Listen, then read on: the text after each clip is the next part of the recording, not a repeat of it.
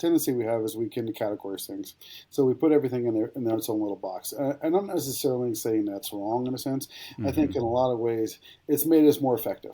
Like when we Yeah. go to work, we're working. When we go home, we're resting. And in a lot of ways, that way we have more focused individual time. But the problem is that we tend to categorize God in the same category.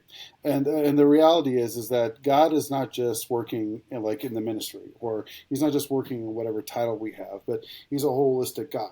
I love reading the Gospels. I love reading about Jesus' life, but it seems like some of the biggest miracles that took place were interruptions, Hmm. you know? And like God is the God in the interruption. And a lot of times it's like we are too busy for the interruption. Why? Because we're doing whatever. I mean, and Yeah. I would say many times, especially those in ministry, we're categorizing that as we're doing God's will.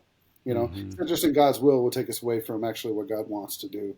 And Yeah. it's our understanding of things. And so, how do we get there? Is just honestly understanding that God is the God of the whole. We have to be open to be interrupted in our lives,